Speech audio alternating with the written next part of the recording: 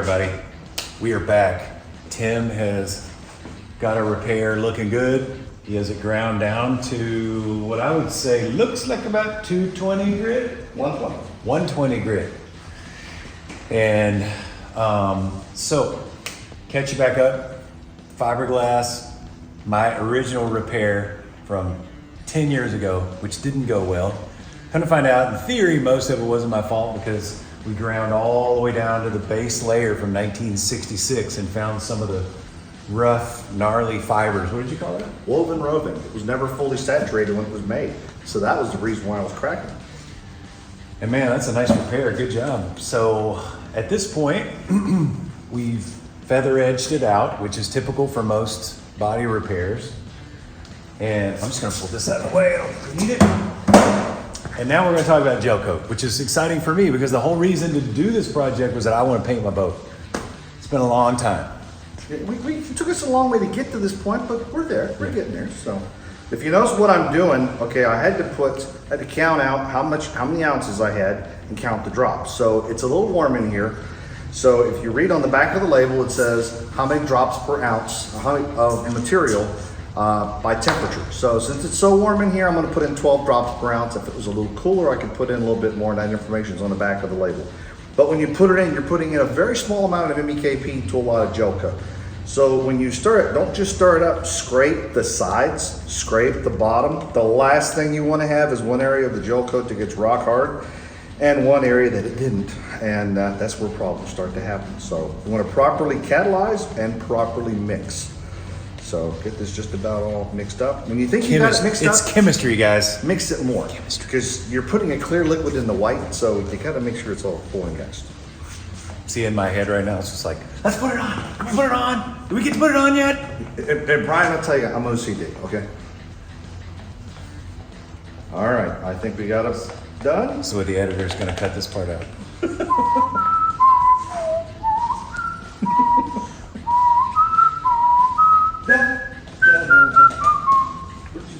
Oh, it's right there, Mike. All right. Finally, here we go. So we're gonna brush on the gel coat. Reason being, if we were to spray it, we'd have overspray to deal with the whole rest of the boat. We're gonna be getting to that point when you're painting it. But for the right now, just to seal this off for the stage one before you get it outside, we're gonna seal everything off. Go for it. All right. Now, when you're doing,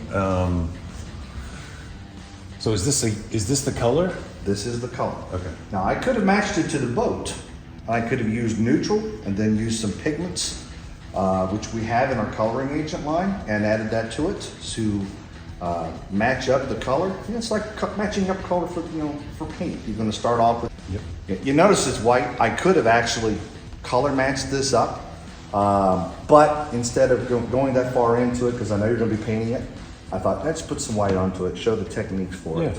And that's a good base layer for whatever you do on top. Yeah, exactly. So, when a friend of mine, Mark Prosser, does a lot of boat repairs. So I've heard a lot about trying to match gel coat, and that's a whole other thing, which I am not going to get into.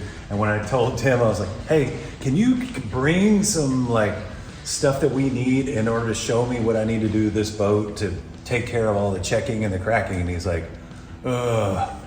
gel coat? And I'm like, we're not, just for a base. And then we're gonna do automotive paint on top. And he's like, oh, okay, all right, that's fine. Because that matching is no different than a paint shop. Like matching a color on a boat is tough from what I hear. Finicky, yes, finicky. It can be done, it just takes a little time.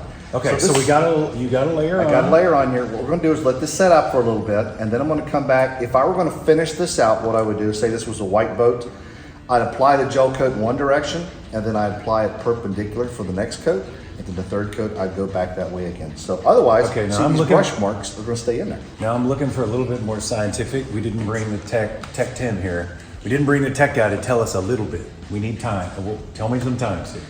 All right, so we're gonna let this set up for, since it's underneath of this light, probably about 15 minutes. Now, one thing you can do to speed this up, like we were talking about the other day, heat can be your friend to accelerate polyester.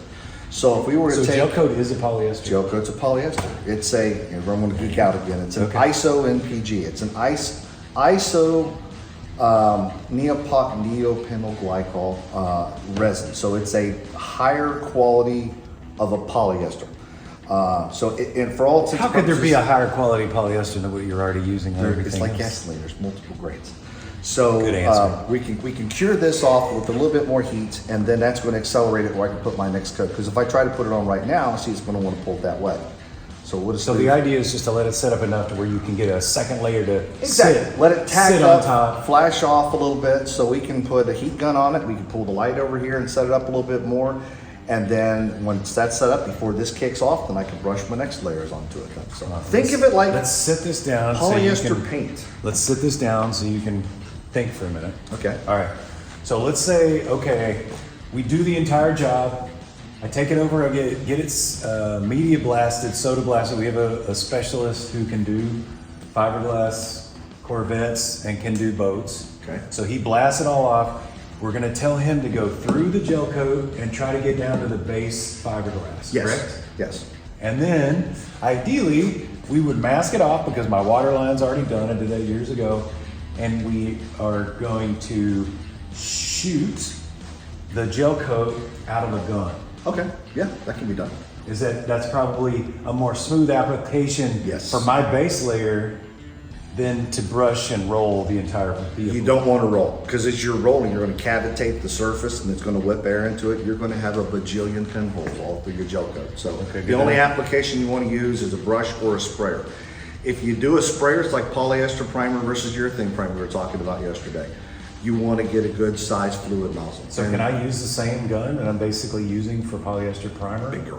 Bigger, so. Bigger the better. How big? Gel coat guns can range of 3.0 and larger. All right, good. You're hosing on some. I need to good- call SATA, and I'm hoping they're gonna get me a 3.0 gun that I could use for the polyester because I want my polyester going on like this, fast. I want to move. I think And right I now know I'm a like, And yeah, they've I got need a bigger gun. They've got a gun, and I believe it's the 1000 that has an opening that can be changed out. And Chris, if you're listening, am I wrong? Correct me, please. That I believe can go up to a 4 or 5. Jeez. It's crazy. And we've used it. I've worked with some of their team members as far as spraying out gel coat, and it sprays out very nice. If you're trying to spray it with this too small 4 or of a 5. tip, I want to hose it on. what happens is you're cranking up the air pressure to blow the material through. It's not atomizing. And you're just creating all this ripple effect, and you're going to end up with an orange peel all over this boat. And if you've ever tried to sand gel coat, let me tell you, it's not easy. It can be done, but it's not all that darn easy. Now I think too, correct me if I'm wrong, but didn't you say when you do go to sand the gel coat, that you want to get it when it's still a little more fresh, it'll sand easier, or was that was the fiber tip? That was the fiber tip. Yeah, we did on this repair, we actually used a couple different products. We started out when we got into it and saw that it was a little deeper than what we originally thought. We sanded it with 80 grit. I actually had to grind a little bit, get down into it, and then we used some of our laminating resin, and we could have used also the finishing resin, the marine resin. The difference between the two is one's waxed, one's not, which means the unwaxed you can keep putting more layers on. The waxed you got to stand between coats. And then once we got a little bit farther along, we finished off just the little areas that were slightly low with the FiberTech. And yeah, that is a product that when it starts to set up, you want to shape it pretty quick, because once it sets up, it's like body filler of the old days. The longer it sets, the harder it gets. So you want to sand it pretty quick. Yep. Gel coat, you probably want to do an initial cut with about, I happen to think off the top of my head, right around probably 220, 320 to start getting it smooth, and then go to a finer grit. And then once you get it down to a Yeah, but we're going to be like going back over it with filler. If you're gonna be We're going gonna over top about of it like with with- filler polyester primer. if you're doing that, you probably sand it down with 120. 120 to 180, and then put your filler and your putty directly over top of it. Put your polyester primer directly over top of it. And you can get a really good bond with polyester over top of this, because like chemistries work the best. They bond the best. Polyester to polyester, urethane to urethane, epoxy to epoxy. So this And is just gonna get a talking- really good, like, Talking out loud, you know, we, over the years, I believe, you know, like by the manufacturers, it was legal, is that we would do an epoxy bonding primer, let it sit for about an hour, if I remember correctly, and then we would go right on with polyester primer, and that was like a good hard hold, and the polyester would hold to the epoxy.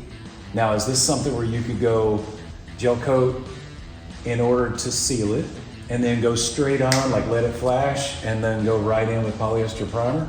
Difference is back in the day, I know it would be simple if we could cheat that way. However, you and I both came up in the shops about the same time period, and some of the epoxies that were really popular back then, you could sand them, they could powder, and they even said X amount of time and you could put poly over top of them.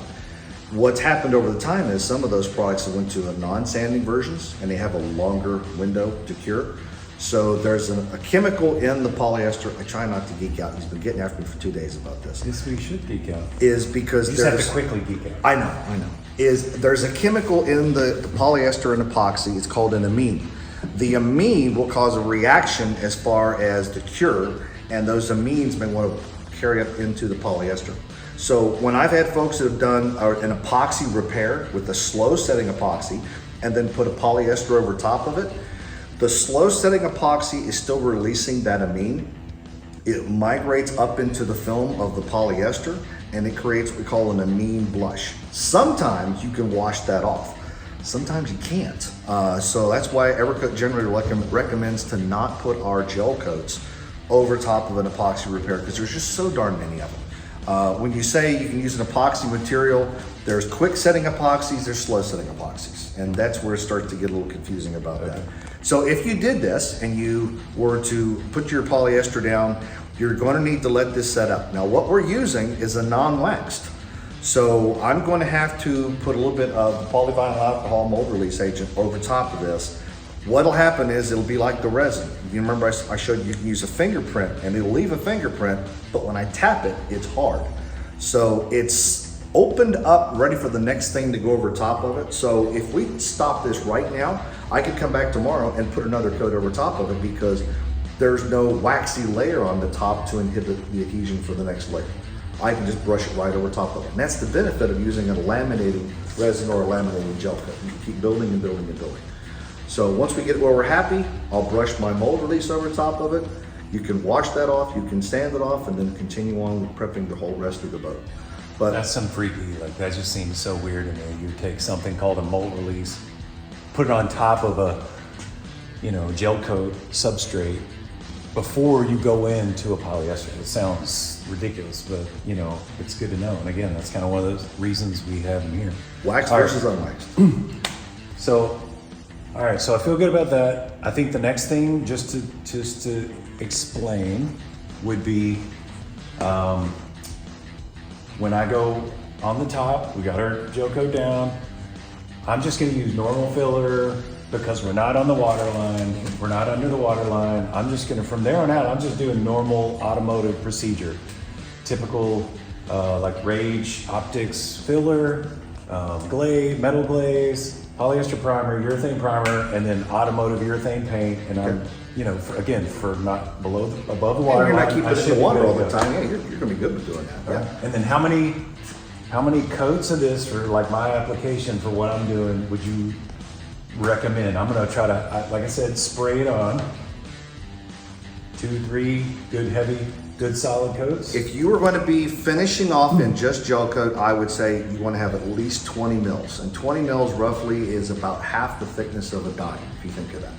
So if you spray out, depending on your gun, you spray out and you run something through it, and it looks like it's about half the thickness of a dime, that's roughly around 20 to 22 mils. You need about that much to have enough protection so no moisture from the water absorbs into it through osmosis. I know, big words. I do a lot of crazy stuff. And then if I burn through in some spots, I need to go back and spot that in. It wouldn't be that vital for your situation, because you're going to be putting a urethane paint over top of it. It's above the water line. It's only going to be in for a couple hours, maybe a day, and then you're pulling it back out of the water. Yep. If you want to make sure you've got a good safety barrier on that, put at least 2 good coats on it. Like I said, if you spray it with a gun that's got at least a 4.0 nozzle, you're going to get pretty close on that. Check your technique a little bit. Okay. I always recommend wet film gauge just to check. Start to set it just a little bit. Yep. Okay, and we're under this heat, so that's helping too. So, all right, I think that's good. All right, I feel good about it. We're gonna paint this boat. Woo! Man, I've been dreaming of painting this boat for so long. I've even changed the color of it so long. Originally, it was full white interior, metal flake, flashy blue. And now I'm like, I don't know. You know, there's some pretty red, black boats out there. Yeah. Oh, probably not. There's also, God, there's so many good pearls out there today.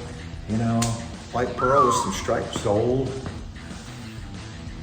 I don't know, man. You can do some crazy It's gonna be things. hard. Like, it's really hard to pick the color of your own vehicle. Like, I can pick your color. What do you like? I like red. Okay, cool. Let me get you red. You know, for me, I'm like, God, I could be blue. It could be white. It could be red. It could be green. It could be silver. We'll work like, on that. We'll work on that. Yeah, I need somebody else to pick the color. I need to call a designer. Hey, can you do my boat? And then I'll just tell them what to do. All right, y'all. I hope that was good info for you. I think it was cool. Thank you very much for the Thank help. you. Thank you. Glad to do this. Enjoyed it. Tim does a really great how-to webinars on, you say it. Training.evercoat.com. All the procedures I went through for this repair process I did on that website. You feel free to go there. I've got a training module on fiberglass repair, the differences in fiberglass resins, the differences in our gel coats, and how to take a repair basically from repair all the way out to gel coat in one of the modules as well. So feel free to take a look at that. And comment that our videos that we made here should be on there too, which right now they say no. Not nice. Not nice, Tim. I'm just the tech guy. Oh, whatever. Yeah. See.